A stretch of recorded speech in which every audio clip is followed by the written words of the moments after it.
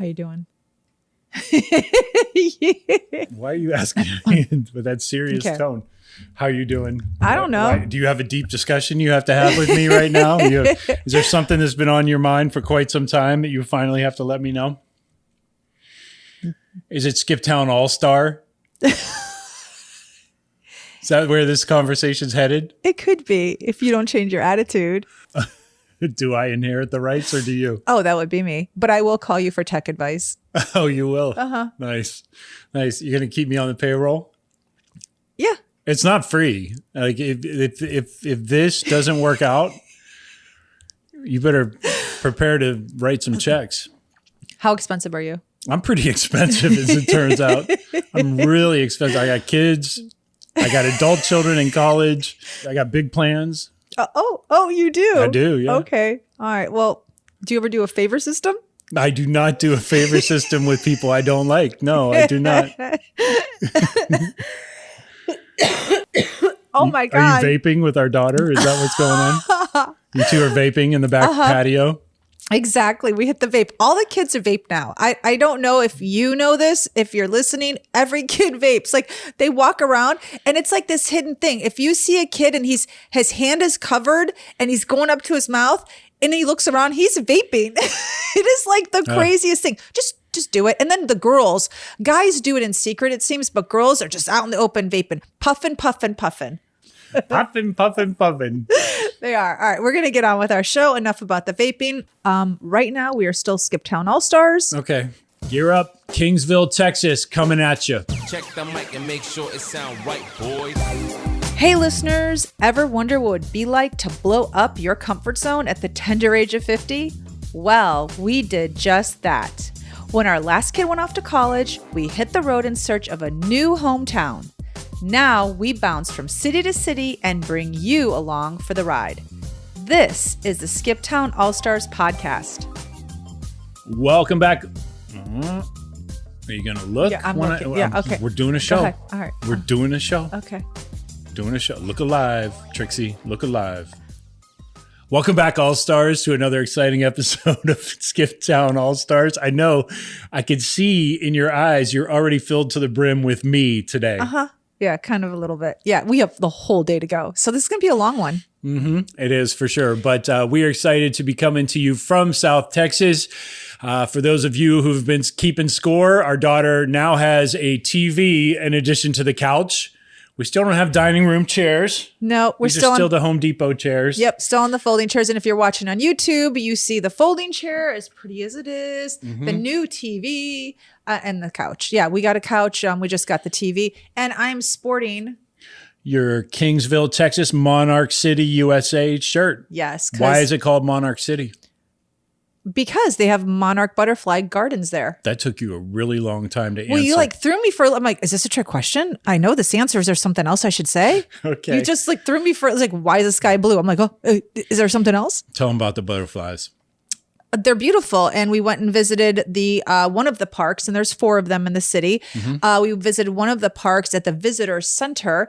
And it's interesting because the visitor center is located on a really busy corner across from my Love's gas station. And there's this really pretty little patio area in the back that has all milkweed for the monarch butterflies, and they wanted to do something during COVID, and they created this garden, and you could stand there and just in the middle of semis going by, you can watch the cement mixers come through. Yeah, with the monarch butterflies it's circling your head. Yeah. It is so crazy. You can't capture it well on a video. I mean, I guess just the juxtaposition is really funny. A little bit, yeah. I mean, logistically, I understand why they put the Bureau of Tourism there. Yeah. Because it's right off the freeway. So, Agreed. Anybody who wants to know about Kingsville it's very convenient from the freeway. So. And that's where we visited. And I have my Kingsville shirt. And we are going to talk about all things Kingsville and monarch butterflies and good cheeseburgers. And good cheeseburgers. Because it's always about food for us. You know it. So, okay, let's get into it. How did this trip come about?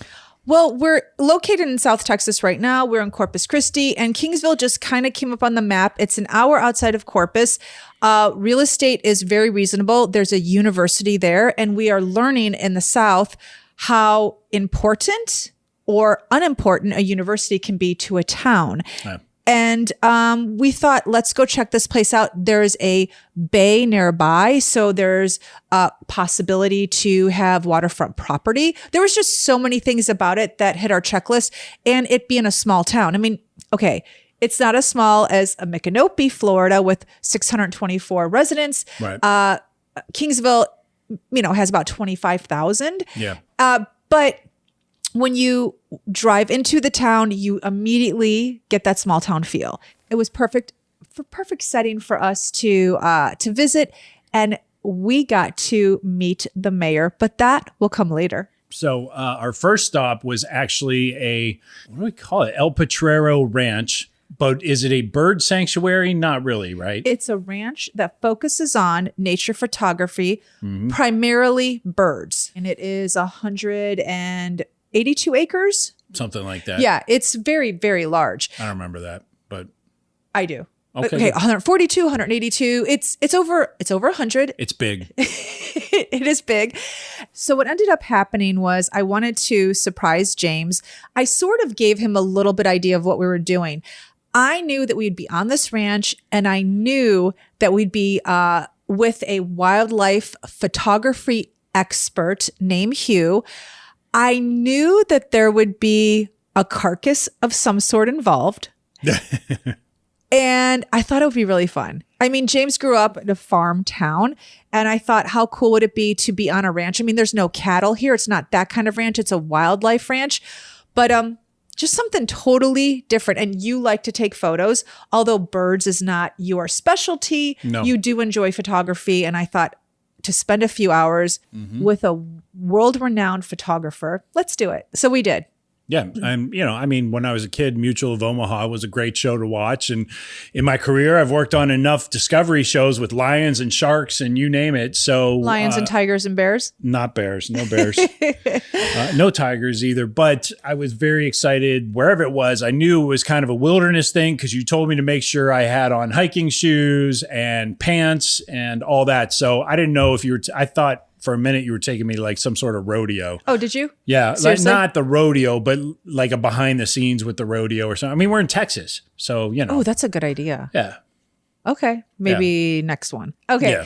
Yeah. And I was informed not to wear white, so I told you don't wear white because you want to blend in with your surroundings, and that's so challenging because I have like every single shade of white and cream t-shirt. I was like, oh my gosh, what am I going to wear? And the only thing I had of color was an orange shirt that said Auburn on the front of it.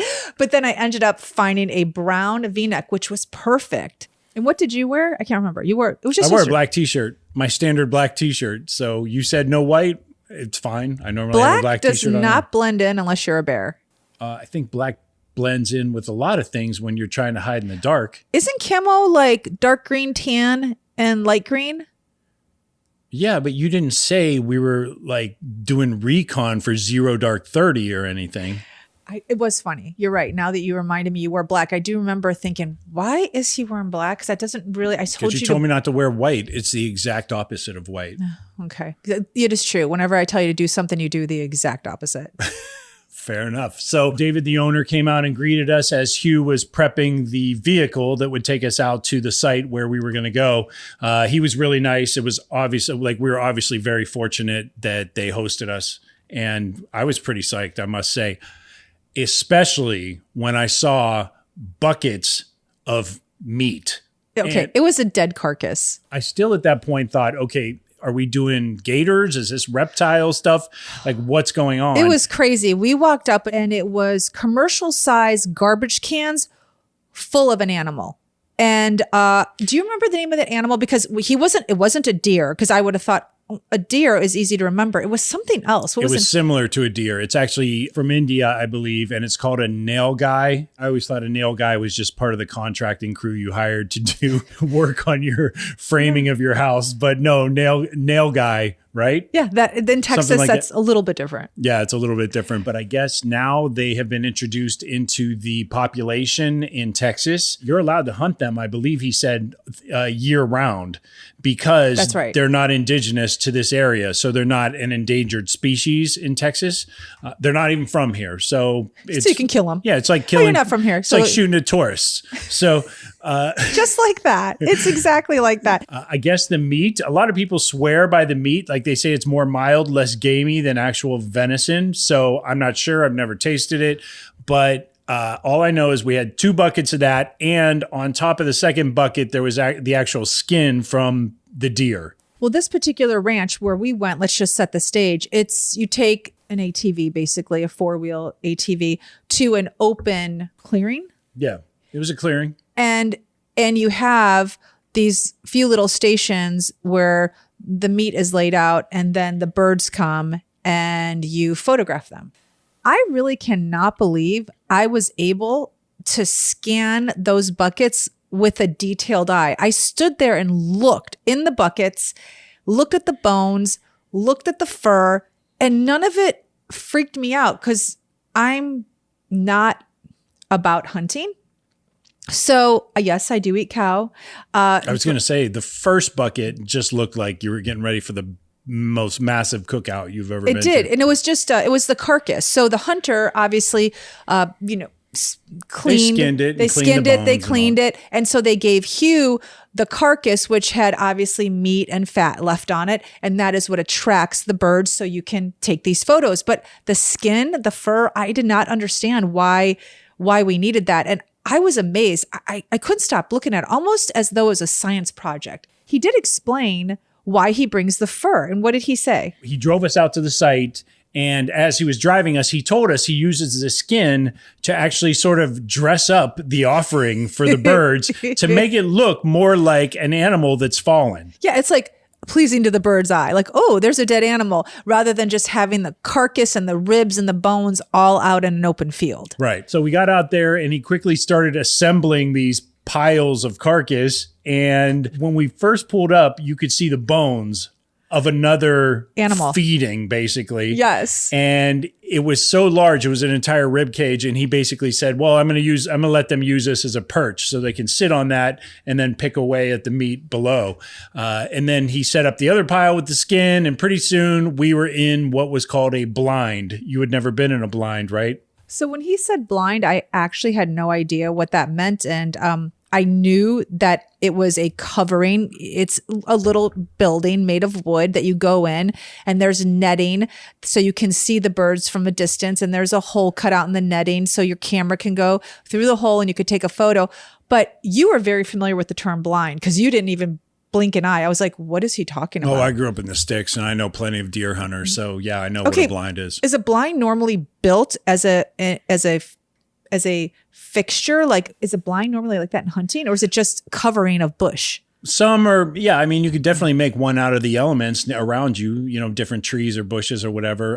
A lot of hunters will just do that. I mean, it does take a bit of work and you have to be like reliably predictable that deer are going to be crossing in your path if you set up a blind somewhere. It's got to be an area with heavy activity. A lot of guys that I know just use like tree stands and stuff so they can get sort of up off the ground a little bit and sort of out of the view of the deer. So basically the blind is you're sitting in a very small baseball dugout, and instead of chain link fence to stop baseballs, it's just a screen to prevent the birds from seeing you. And then he attracts like people from all over the world that come and, visit the ranch and use him as a guide to get these photographs. Hugh was amazing. He has a Facebook page. His last name is Leek, L-I-E-C-K. You can find him on Facebook where he displays all of his beautiful bird photography. He was chock full of information. We would be driving in the ATV and a bird would fly by and he would immediately say, oh, that's a da-da-da, or that's a blah, blah, blah. The only ones I really knew were cardinals. And they're really bright red in Texas. It's a completely different cardinal than ever seen anywhere else. And then, of course, obviously, as we're sitting there in the blind, waiting for the different birds to come and feast, he would point out just random beautiful birds that were part of the ranch and just hanging out in the trees. It was really cool. But what was the best part for you? The best part for me was the buildup. And then all of a sudden we were sitting there and you just saw a pterodactyl shadow fly over the clearing. And I was like, it is game on, people. It's about to start. It is true. So Hugh calls this observatory event the Raptors Feast? Raptors Banquet. Buffet. Raptors Buffet. I wish it were velociraptors feasting on humans, but it's not. No, it's not that kind of tour. We don't have that yet. We were trying to convince him, or I was, that he should change his business and, not have people being feasted on, but take the Raptor Buffet one step further, do a caveman style tour where we eat with our hands. And he just wasn't having any of it. Yeah, like medieval times, only out on the dirt. Yes, exactly. I said, call it Raptor Buffet. Let's really make it legitimate. And he said, it is legitimate. He did not. He was not feeling that at all. Not he at did not like your suggestion. But he was correct that once the coastal layer burned off and the sun was out, that we were going to see some activity. And boy, did we. It started with 2 or 3 caracaras, which are falcons, right? Well, hawks. No, they're falcons. You sure? There were some falcons that landed in the tree nearby. Okay, I was thinking about the movie Falcon and the Snowman, so I think you're right. It is Falcon. The Falcon and the Snowman? Yeah, you don't remember that movie? I don't. What? I don't. With Sean Penn and I think it's a spy movie, right? Yes. And I remember sitting there going, ooh, when he said the name. So you're right. It is a falcon. Go ahead. I was it's not the hawk and the snowman. So why would that have reminded you of that movie? I thought right now it was a hawk. And then when you were like, no, it's a falcon. And I was like, oh, that's right. Because I was thinking Falcon and the Snowman. Okay, go ahead. There were a couple caracaras in the tree nearby. And also we got to see one of those red-headed vultures. One of the ugly kinds that they draw in cartoons. It was pretty cool. They were waiting us out. They were not waiting us out. They were waiting to see if this sort of deceased nail guy. They were waiting to see if this deceased nail guy was for real, right? Yeah. And so they were just kind of scoping it out. But then gradually, nothing attracts a crowd like a crowd. All of a sudden, did you remember it was like Independence Day, where all of a sudden the skies were just filled with shadows and all you could see. It was like an Alfred Hitchcock movie. It was. Yeah. It did turn into the birds for real. It did. Yeah. And these birds were way more vicious as it turns out. To each other as well. All of a sudden, one of the birds came down. It was a caracara, I believe. And Hugh actually told us we'll be lucky if one lands on the ground. And all of a sudden, all these birds descended on the carcass and it really was a banquet. And all of a sudden, buffet. And it really was a Raptors buffet. And I had never seen anything like it before. I was using my longest lens on the camera, and you'll be able to see some of that footage along with our interview with Hugh when we do our Ask a Local for Kingsville, dropping later this week. But I'd never seen anything like this before.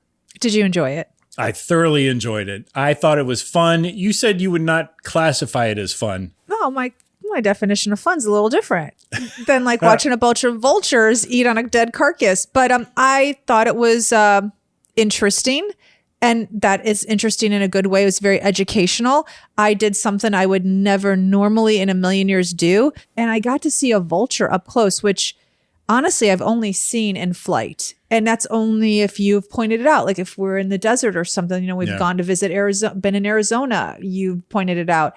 I've never seen a falcon, I don't think, ever in flight. So no way, not that close. I totally underestimated. Even in flight. I don't think I've ever seen a falcon in the sky. You have. I'm sure you have. Really? Yeah. Oh, absolutely. It was so beautiful. I loved it in the sense that we were so close. And I learned a couple of things from Hugh while I was there. I learned that when the vultures open up their wings, if they're standing on a perch and it looks like they're sunning, they're actually having the sun burn off all the microbes. That's right. Yeah, they use the sun's ultraviolet rays to basically cleanse their feathers. Yeah. Pretty interesting. So, I mean, I did not have fun. It just wasn't my definition of fun. It wasn't your definition of fun. I thought it was really cool. In the end, we probably saw at least 100 birds, right? Oh, at least 100 I think so. birds. Yes. Do vultures feast on humans? Only when they're dead. Vultures, we found out, do not hunt. They're actually a very timid animal. Oh, this is great. This is excellent information. Tell him what we learned about this. Yeah. So vultures basically will get pushed around if there are other birds there, like the caracaras. They did seem more aggressive. There were way more of them. They were like a little gang. Oh, they were. Pushing the vultures around. But then eventually there were two types of vultures. The one that you have seen before, which have sort of the red head. They look like they look like, what do they look Macy like? Gray. Did you just about to say No, Macy I said Gray? emaciated. They do not look like Macy Gray. I don't even know what she looks like at this point. It's been nice callback to 20 years ago. They do not look like Macy Gray. I was going to say they look like emaciated turkeys, but they're actually as fat. So those are the redheaded ones. They're also black vultures, and those he described are kind of like the uncles at the cookouts, where they're easygoing. You can nudge them and push them around, but then once you reach a certain level, they're not to be messed with anymore. No, not at all. It is like that. What is like your favorite uncle? Don't take it too far because he will whoop your ass. That's right. But you're getting you totally went off as to what he said about the vultures, that they don't kill. The vultures wait and then they'll descend upon that dead prey. But you missed that. You were supposed I did. I forgot. I went off. I was too busy talking about them fighting over the Macy Gray. You were too busy about talking about Macy Gray. I was huge fan. So that one song. So what we learned was that the vultures don't do their own killing. They let the other animals kill, and they come in later and just, they're just waiting. feast. Yeah. When they say waiting like vultures, like I know you vultures are just waiting for like in the lunchroom, right? Yep. Whenever you've been at an event and the event is over, then all of a sudden the vultures come. The assistants, the speaker's kids, the janitor, the hired help, all that stuff, the waiters, the waitresses, all of a sudden all the food disappears. they're putting in their purse, their backpacks. Yeah. Everybody's taking a go box.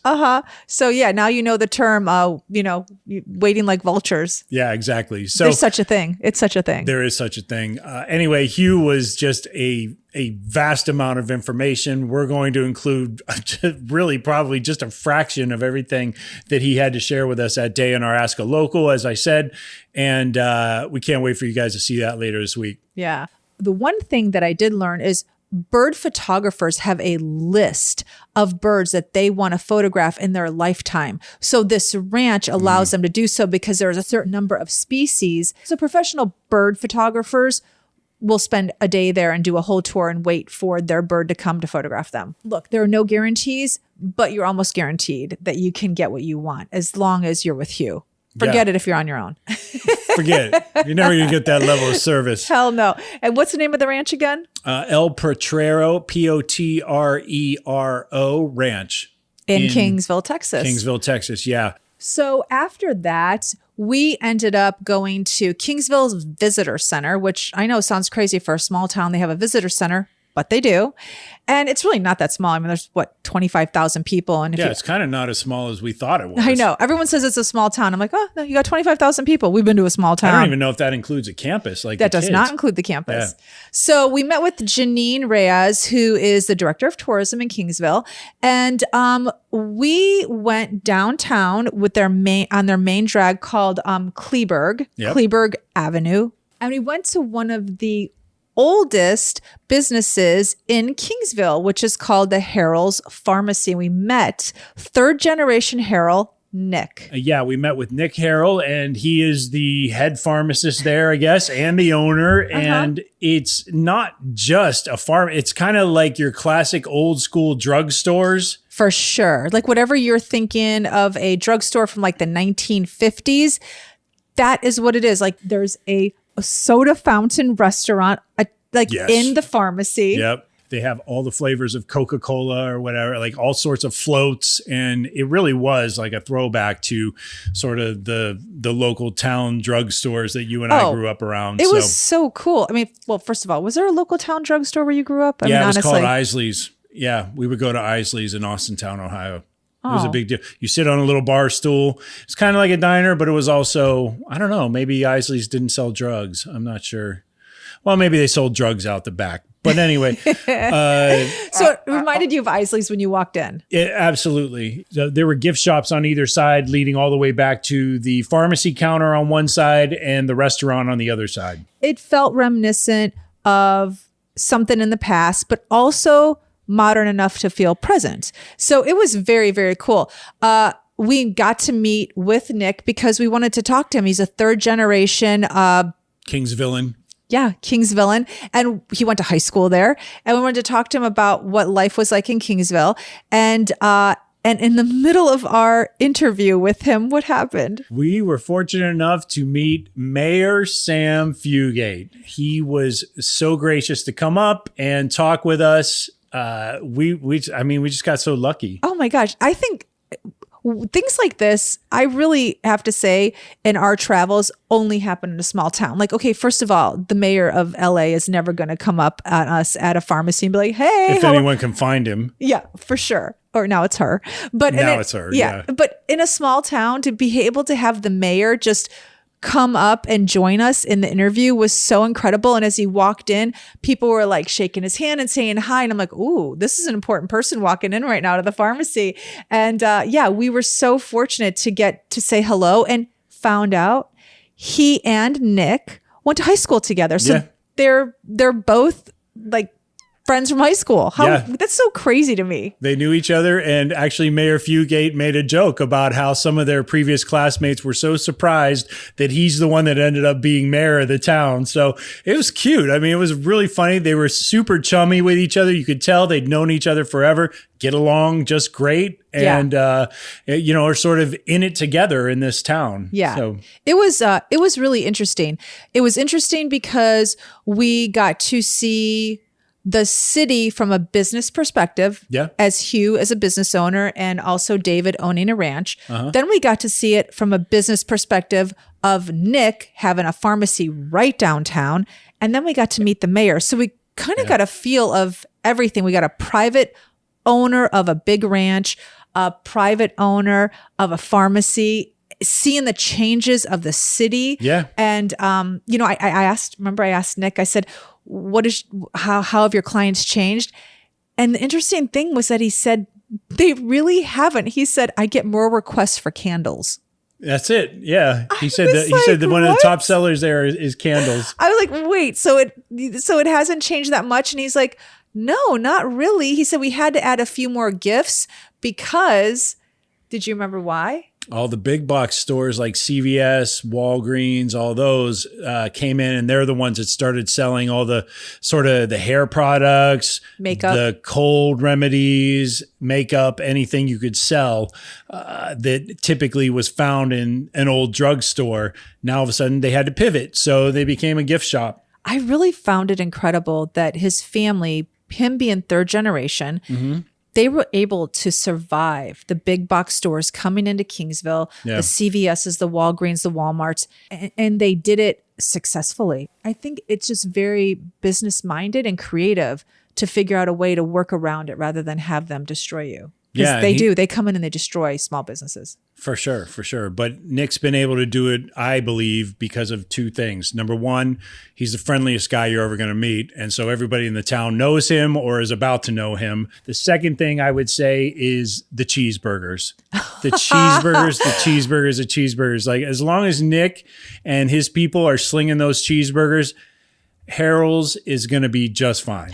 Well, the cheeseburgers were amazing and they were only $4. Yep. So the prices haven't changed since like 1965. The guys we were sitting and talking to, the two guys that were part of the road crew working up the street, they said that he actually had a great deal of trepidation on raising the prices maybe 2 or 3 months ago. That cheeseburger that you ate was only $3.50. Are you serious? Yeah. And I had a double cheeseburger. big guy. And mine was only $5.50. He just recently raised prices. Okay, that's incredible. I think the other thing that makes Harrell's Pharmacy amazing is the amount of employees that work there. Oh my gosh, all those people behind the counter, like, I don't know how they look like a 2-butt kitchen. It did look like a 2-butt kitchen. And there were so many people back there. All those girls back there, and then the guys cooking and all that stuff. And then when you walk in, you're greeted by 2 lovely ladies, Melinda and Eva. And then in the pharmacy, you've got a gaggle of people working in the pharmacy. So yeah, there were at least 5 or 6 pharmacists. And so when you look at that, you say, he's really all about the customer. And that is so long a forgotten business practice. Thank you. Yeah. I mean, this is why big businesses close down. Everyone says, oh, why does Bed Bath & Beyond close down? Why did Sears close down? Because the first thing people do when they go into the red is they let go of all their employees. And then you're aimlessly looking for a hammer in the store and can't find it. And then why? I'll go someplace else. So he clearly makes customer service his priority. It was so fun because you felt like a community when you were in that store, didn't you? Definitely. Yeah. Everybody there seemed to at least acknowledge one another. There were like a couple of local firefighters there, like volunteer firemen there. And there were, some kids, and then a bunch of girls came in. They were all wearing the same shirts. So they had presumably been to the same South Texas cheerleading camp or something. So it was cool. It was quaint. And there was no shortage of great employee morale there, which really does say you're not going to find that at a CVS. No, not at all. And so like the people who worked there were genuinely happy. They were having a good time. And I think, it just all comes from the top. So props to Nick. You've really done a great job with Harrell's. So if you're going to take a visit to Kingsville, you definitely have to visit Harrell's Pharmacy on Kleberg Street. And you're not going to miss it because Kleberg is the main downtown drag and Harrell's is just, it's right there. So you kind of can't miss it. The one thing that I found really great about Kingsville was even though the college campus is small, I think Sam Fugate, the mayor, said there was 8,000 students that go there. Something like that. They do try to rally the kids to come into the downtown area. There's all kinds of incentives where they'll give them like raffle tickets for certain places, like come and have a lunch here or they try to incorporate the college as much as possible. So when you look at the downtown area as a visitor, well, as me, I just think like, wow, there's so much opportunity here. And if the college was even more involved or if they had more shops here, look, I compare everything to Auburn. I just do. Like, I just do. And so that's your new gold standard. It kind of is because they rally around their college. And when I asked the mayor about it, he did say that they do try to get the college involved in community events. I just think there needs to be a liaison if there isn't, or one or two more. Like they need, because there's so much opportunity in this downtown area. Are you with me? Mm-hmm. Okay, because you are glazed right now. I am. What are you thinking about those cheeseburgers? What are you thinking about? No, I'm not. So anyway, if you go visit Kingsville, you're going to see that the downtown area is super adorable. If you want to start a business, you have 8,000 kids at this college that will be more than happy to visit your business. Well, I definitely agree with you. I would say it falls probably in the middle of like Auburn's tough because Auburn wouldn't be there if the campus wasn't there. So it's a little different in my view, but it's definitely a little different than Natchitoches where it's like there just seems to be no presence within the college campus or what have you. Now, Janine did mention they give the kids I guess they have a wine walk there every year. They give the kids like $20 coupons or whatever. And they have mocktails. And they have mocktails for the underage kids who cannot consume the wine. But she said it doesn't matter because or don't have fake IDs. But she said it doesn't matter because all the kids just use their coupons on food anyway. That is true. I guess they're getting their liquor behind the scenes and all they really want is a decent meal. So there are incentives. Like there has been some thought put into integrating these kids and getting them more and more. Mayor Fugate was quick to say that brain drain, as he defined it, is a problem in the United States and small towns in general. And there's no exception to that in Kingsville. You're right. And then I thought it was explain what brain drain is, please, because he had to explain it to me. So brain drain basically is where your college students or your best and your brightest sort of flee the area to go somewhere else with greater opportunities. One thing that did seem promising, Janine touched on it a little bit, but then Mayor Fugate, we were lucky to get the scoop from him directly, and that is there's a business coming in shortly and a couple other things on the cooker industry that could potentially sort of bring more people, more young families, more workers, more of their families into the area, and which will, definitely be a shot in the arm for the economy there.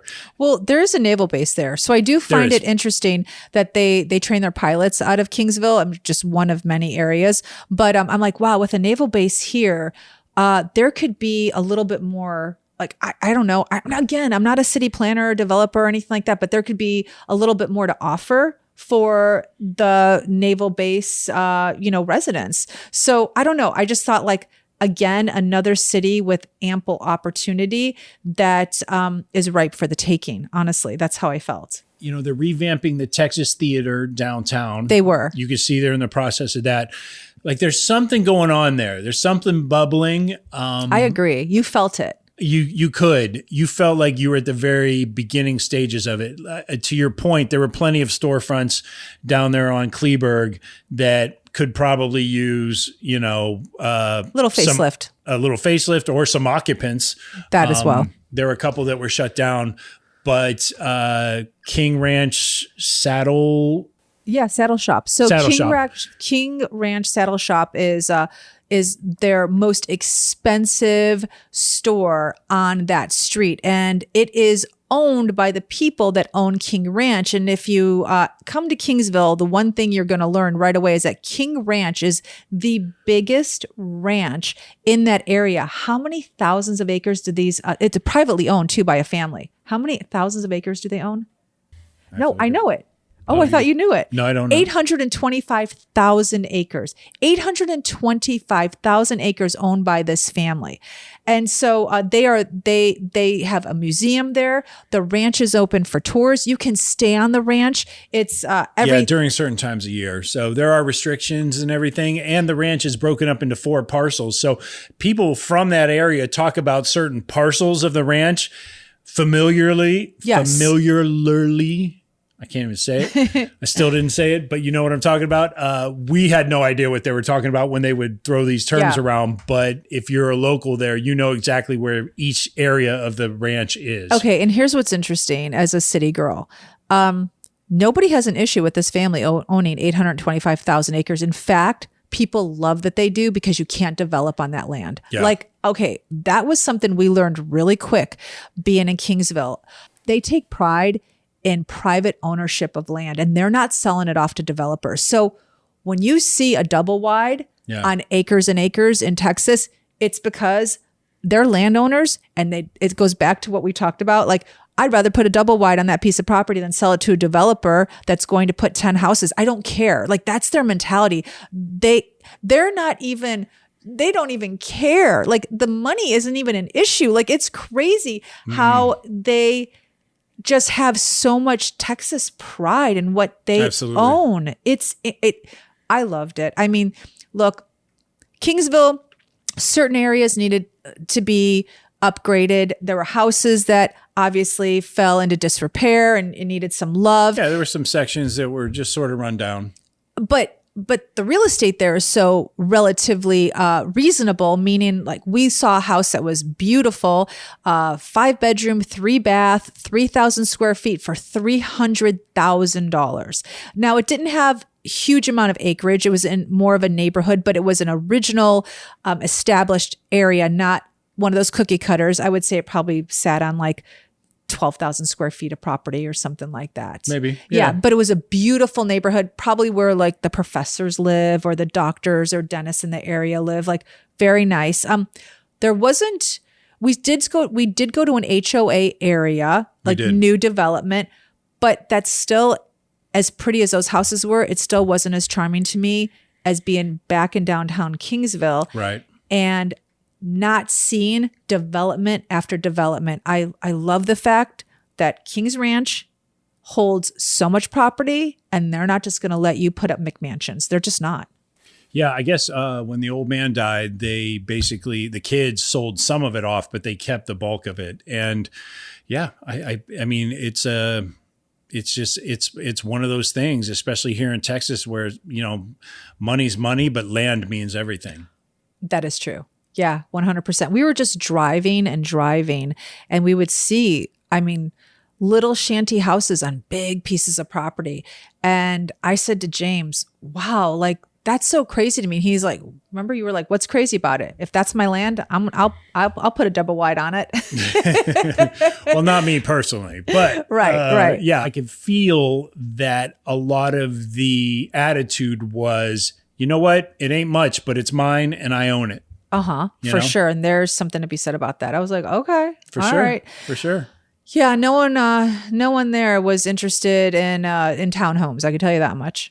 No, did we even see any townhomes? We did not see a townhome. No. Nothing. Yeah. Not even near the campus. No, not even near the campus. Yeah. Isn't that interesting? And there were no apartment buildings upon apartment buildings. Did you notice that? Yeah, I did. I noticed that. There were only a couple. Like there were so few that they actually stuck out. Isn't that odd? Yeah. But I will say that the lots that you mentioned are sort of, like you said, they're ripe enough to where if somebody were to come in there and start, if there was a little bit of a groundswell of families who went in there and all of a sudden wanted to fix up these houses or, it's just, there is some opportunity there. 100%. The downtown is basically 4 to 6 blocks, but really 2 blocks at the moment. Yeah. And everybody seems to love the H-E-B grocery store there. They do. They really do. And I get it. But I just feel like if you built out some of those perpendicular streets and expanded downtown Agreed. with storefronts, there's tons of opportunity there. What's that whole saying? If you build it, they will come. Yes. I feel like that. I do too. And so that was, when we were talking to Janine and Mayor Fugate and even Nick, people were saying, there are some things that we think are going to be happening here in the next year or two in terms of industries, different industries coming in. I guess ibuprofen is made like right up the street. Like all the ibuprofen in the country is made right up the street. There's a factory up there. Yeah. So if there's more of that type of stuff coming in or more, sort of like corporations planting their flag there, that's a good start. I mean, you get a couple hundred employees that all of a sudden have they're making a livable wage and all of a sudden want a decent house or a decent school system for their kids, could change the whole complexion. There's something there. I do agree with you that it's going to take even a little bit more, like those sleeves need to be rolled up even higher in Kingsville than in Laurel right now. But then again, there's no HGTV show for Kingsville at the moment. That could change. I think it's just one spark away from sort of exploding. Okay. And I agree with you. The only thing I think is that it's going to make that spark a little harder to ignite is you have to remember, for anybody listening, Kingsville is South Texas. Yeah. And you're near the Rio Grande. And you have a real influx. I mean, everyone talked about the migrant problem because they're really dealing with it. I mean, they are dealing with it. I mean, we're basically 2 hours from the border at this point. 2 hours from the border. So we heard it the entire time we were in Kingsville. And it is a problem because when you're trying to get a community to rally, but people aren't legal and people aren't spending their money and they're sending it back to their home country, how do you get a community to rally then? So that to me seems like it's challenging along the southern areas of Texas for these small towns, Kingsville being one of them. Yeah. And I don't have the answer to that problem. Although I guess my overall comment was until the overall immigration problem is fixed in the United States, it's not going to be fixed in Texas. No, not at all. But my point is like, you can't have a community when half of the community or a quarter of the community isn't part of that community legally. And when you look at this town compared to a town like Laurel, the demographics are extremely different. Laurel's up and coming town is up and coming because those people of that community from generations and generations make that happen.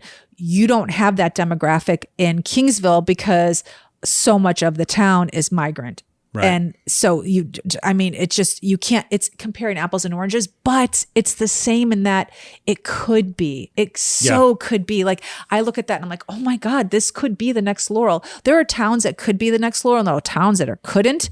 This could be the next Laurel, Kingsville Mississippi. is definitely one of them. Yeah. The best way to state it that I could say is Kingsville has good bones. Oh, for sure. Yes. So It's pretty interesting. it was interesting. And then the one other thing that we learned, people in Texas don't mind driving hours and hours to get somewhere. I'm not kidding. So Kingsville, closest airport is Corpus Christi, which is an hour away. But I would not consider Corpus Christi an airport that you want to fly out of because it's a regional airport. So if you leave Corpus, you're going to have to do a layover in Houston or Austin or San Antonio too, to get to wherever you want. Yeah. So most people leaving Kingsville because of the price, drive to San Antonio. They have no problem driving the couple hours, 2.5 hours. 2 hours. I was like, what? Like, I literally could not believe it. And even Janine was like, well, I'll do San Antonio in a day. And I said, like an overnight? And she goes, no, why would I do an overnight? Like, it's just 2 hours. Yeah, it's a day trip. She'll just go up there, do her thing, come back. Yeah. It's crazy. Everybody was like that. Like everybody is like that. I mean, I think a 2-hour drive that we're used to generally being in Southern California means we've only gone about 60 miles, right? At the most. And it's a grueling 2 hours.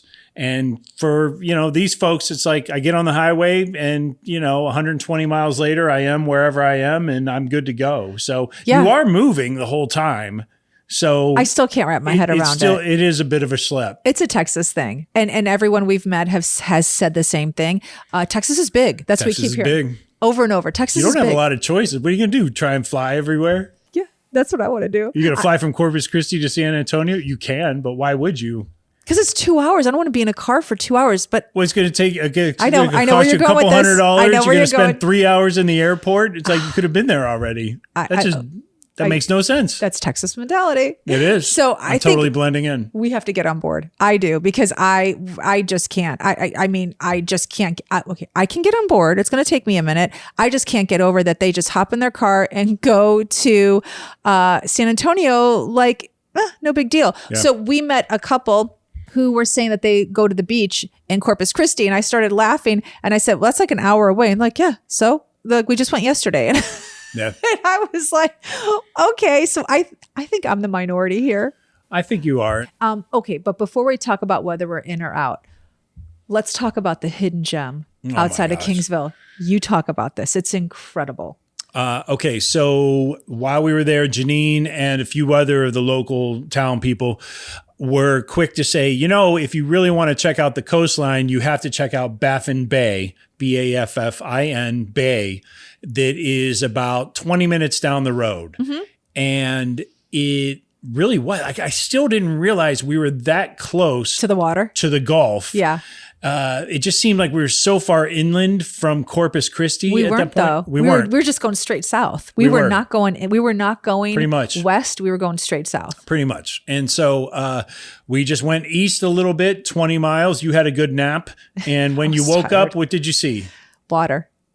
It was incredible. Water. It really was. It wasn't as blue as the Florida Keys, but it had a lot of similar characteristics. So we drove up to basically the coast. There was a seafood restaurant there. What was it called? It was really weird. It was called Baffin Seafood. And then there was something called Baffin Hotel. But I swear the hotel was just a duplex. And the seafood place looked like a shanty, which I'm sure was incredible because those places usually are. But we had just eaten our delicious cheeseburgers, so we were not going to eat food right there. So what I wanted to find while we were there was the boat launching. Like whatever you go on. The boat ramp. Because this is a hidden gem for fishermen. And so we both were looking for boat ramps, and then come to find out this isn't that type of place to fish. So what ended up happening? How did we come across Seth and his wife? Okay, so we drove around and we just looking for a boat ramp. You wanted to find the boat ramp, and you also wanted to explore a little bit. We wanted to see, are there any houses for sale in this area? What do the houses look like? All that. So is there a beach? Right. So we drove back into the neighborhood a little. There's not a beach. As it I turns know. out. It totally sucks. And we'll get into that in a second. But we were looking at properties, and then we went down sort of a road that ended and turned into a dirt path. And there was a gate, and it was open. But as we drove through that gate, it said something about electric fence and all this stuff. And I was like, oh, man. We're in Texas. Turn around right now. It's like, I'm not looking to get shot today. So we did turn around. And of course, luck has it, everywhere I go, I have this phenomenon where I could be alone in a parking lot at midnight and someone will pull right up next to me and just park their car. It's really weird. We've actually tested it several times where I'll say to him, here, just pull in this parking lot, empty parking lot on a Sunday, because we're looking for, let's say, directions. And I'll say, just pull in this parking lot. So he doesn't even pull into a parking spot. He literally just pulls right into the parking lot and just puts it in park in the middle of the parking lot. And a guy on a bike will ride right next to his driver's side door in the middle of a parking lot. The biker could go anywhere. Yep. Literally drive right next to his driver's side door. Or we'll be just out and about and I'll say, hey, let's like step off the sidewalk for a second just to like look at our phones or something. And a lady with a dog is having the dog pee right next to his shoe. Yeah. I mean, it sometimes we just test it to see if it's going to work, and it always works. Oh yeah, it happens a lot. Like especially when we're doing our Ask a Locals, like Billy. It happened with Billy in Micanopy. Yep. It happened in Auburn. It's so crazy. You have it's like a magnet. I just want to get a shot, and all of a sudden it'll be a Sunday at 7 a.m. in the morning. Yep. And all of a sudden 3 people will just start walking through. You are a human magnet. I am. And you don't even like people. I'm a people person. You're not. You're absolutely not. I'm a people person. You're not. I like talking to people when I'm out and everything, but I think I'm like everyone else in that I would prefer to do it on my own terms. Like there are moments when you're not ready for people, and that's usually when people appear in my life. I want that to work like money. Can you be a money magnet? I already am. Oh, really? Yeah. Oh, okay. Make it rain. Make it rain. I'm not. But yeah, I know. I wish I could do it with money as well. So the electric fence. Let's get back. The electric fence. So we turn around and I'm pulling out, and then I look in my rearview mirror, and all of a sudden there are 3 people on a golf cart, and I was like, behind you. Shoot. Yeah, I'm like, they found us. They totally found us. And so I'm pulling out of this driveway, and they stop at the mailboxes at the end of the driveway. And so well, then what happened? We looped around because we were like, you know what? Let's just ask him. So we looped around and we just said, hey, can we go in here? Like, what is this? And we saw on the sign at that point, there's a place called Baffin on the Rocks. Yeah, I thought it was a church. I was like, oh, we're in the middle of Texas. Nowhere. I bet you this is a cult. Oh, yeah. So let me look it up. Yeah, you thought you were just going to be part of the new Branch Davidian compound. I did. So I looked it up and I said, oh, this isn't a cult at all. I said, it's a private fishing lodge. Thank you. Yeah. Private fishing lodge. I'm like, I said, look, there's like 4 cabins on here because it shows the map. I'm like, oh, that's so cool. And then we turned the car around. Yeah, we turned the car around, and Seth and Holly and their son Aaron were on board. And I asked them, I just said, hey, are we allowed to go in there? Like, what is this place or whatever? And he said, yeah, it's a fishing lodge. He goes, come on in. I'll show you around if you want. It's so Texas. He owned it. Yeah, he was the owner of the establishment. So we drove down this long gravel driveway, and once we got to a clearing, all of a sudden, all you could see was blue water for eternity. It was beautiful. It's pretty epic, I must say. It's epic in its simplicity. It's literally 4 lodges right in the bay. Yep. Denise and I had this question of like, why aren't there any beaches? Why is nobody swimming on this side of Padre Island and all that? And turns out Seth had a pretty good answer. It's not that the water's toxic down there or there are chemical spills or anything like that going on. It's the salinization. There's a lot of salt in the water. It makes it sort of untenable for swimming. It's not an enjoyable experience, especially if it gets in your eyes. So that would hurt. So basically, there's a pier there that Seth and the co-owner that he owns the establishment with they've totally redone this pier. I guess it was like washed away in Hurricane Hannah or something like that. That's what he said. Also, a lot of the people that come there and fish, so they rent out one of these 4 lodges. They're like $300 a night during the week, $400 a night during the weekend. I don't know how many it sleeps, but it seems like a good deal if you and a couple buddies want to go in on it. And they're nice. They're not like your rinky-dinky nice. cabins. They look like little houses. They're so cute. Totally. There's a swimming pool there. There's a game room for the kids if you want to take your kids fishing or whatever during the mornings and hang out during the afternoons. Plenty of places to cook out and all that stuff. Really, just like I said, it's simple but very cool. And a lot of people will actually wear waders and they'll just wade out into the bay. Oh, yeah. So I learned this because I said, we're the fishing boats. And his wife started laughing, Holly, and she's like, it's not that kind of fishing. She said, you walk out. It's a walk. Like you could go, I don't even know, like past the pier, which goes very, very far, and you're still only in knee deep water. Yeah. So it's that kind of fishing. They see dolphins there. They do paddle boats. They do kayaks. But she said certain boats, you can't do a pontoon boat, but certain boats you can bring in the bay, but it's just not made for that kind of boating. So I was disappointed because, I'm thinking like, okay, forget this fishing lodge thing. I'm just going to do this, rent it out for a weekend and just go swimming. And they were like, yeah, not going to happen. You're going to have to drive to Padre Island. But Seth was quick to point out that the types of fish you can get there are speckled trout, redfish, I think they're black drum fish, and some flounder. So not a bad bounty if you're going to go there and throw a line. That sounds great if you're a fisherman. I have no idea what any of that is, but I know I heard trout. But flounder's delicious. Okay. At the end of the pier, I do know that's where you can slay the fish. And then you slay. What do you call it? What do you call it? Scale. Oh, is that what you call it? You scale it. Isn't there something else? No, you slay dragons. No, but what isn't there something else you can do with a fish? Like, don't you do something else? Isn't you there? fillet it. Fillet. That's it. Yeah, fillet the fish. Okay. Fillet, slay. Yeah. I was close. Slay, girl. And then you bring the fish back onto the property, and they have all kinds of grills. So it's like a one-stop shop. It's awesome. Seth is a great person. You should definitely go check this place out if you're inclined to fish. I'm actually gonna rent a cabin just for like a weekend away, because Wi-Fi is like, they have it in the cabins, but it's really hard to get also cell service when you're on the property. So I'm thinking I'm just gonna have Seth turn off my Wi-Fi in the house and just like detach. What's it called? Detached. What's it called when you do something like where you like without unplug. Yeah. I'm going to have him do that.